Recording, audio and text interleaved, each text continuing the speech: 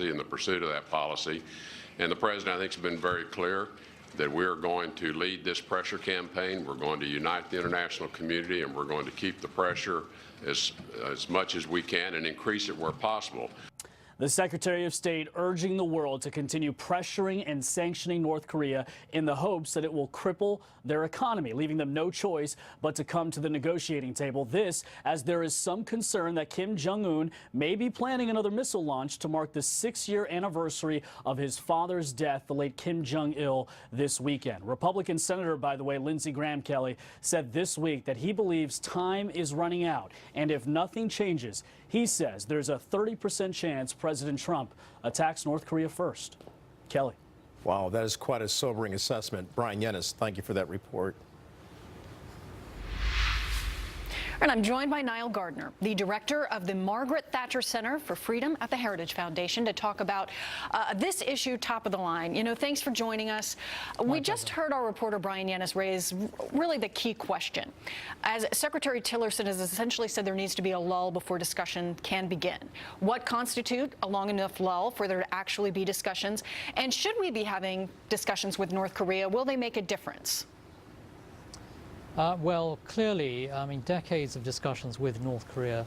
You've seen talks between the United States, a number of different parties with the North Koreans over the course of 2 decades.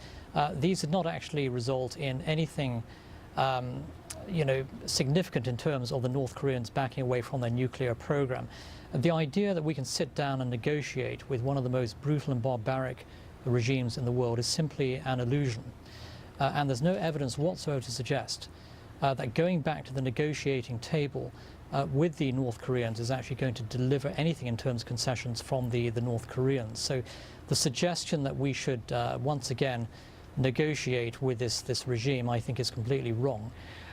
The right approach certainly has to be to increase the level of pressure on the regime, increase the sanctions, implement the sanctions that are in place, enforce them, and really isolate this regime, bring it to its knees. Well, certainly it's one of the most heavily sanctioned rogue regime, of course, around the world, and the world community has, to some degree, agreed to help with this, but at the same time, many seem to be continuing with trade. I mean, the United States just imposed sanctions against 13 Chinese and North Korean organizations who were essentially still trading, particularly important commodities like coal, that sort of thing.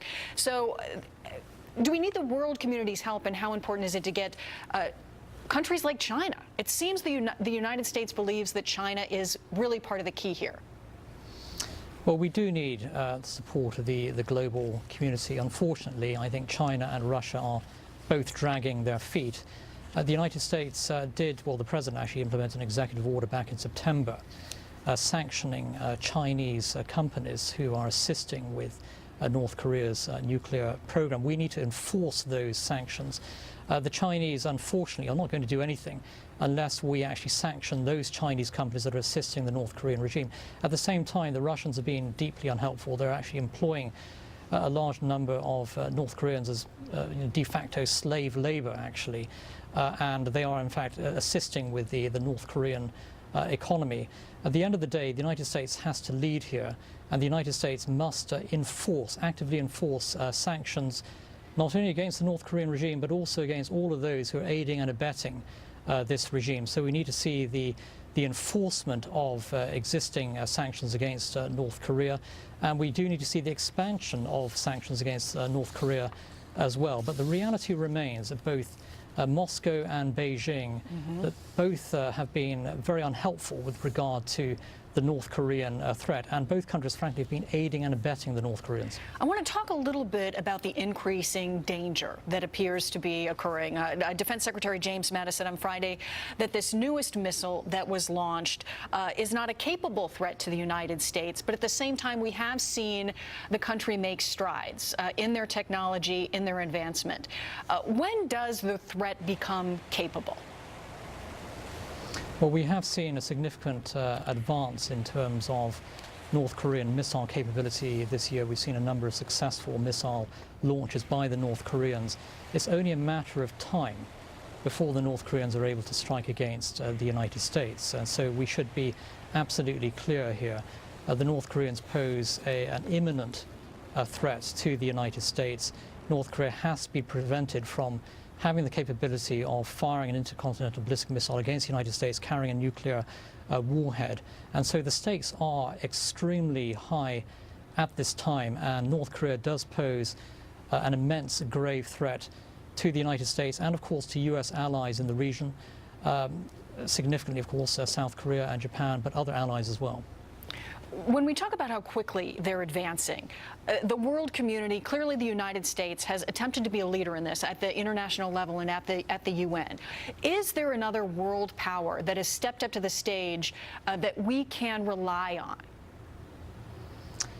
Well, the answer is simply no. I think this is a moment when American leadership really does matter. And at the end of the day, if the United States does not lead, no one else is going to lead. And you do have a number of major global actors, in particular the Russians and the Chinese, who are cooperating, even collaborating with North Korea. So American leadership really does matter.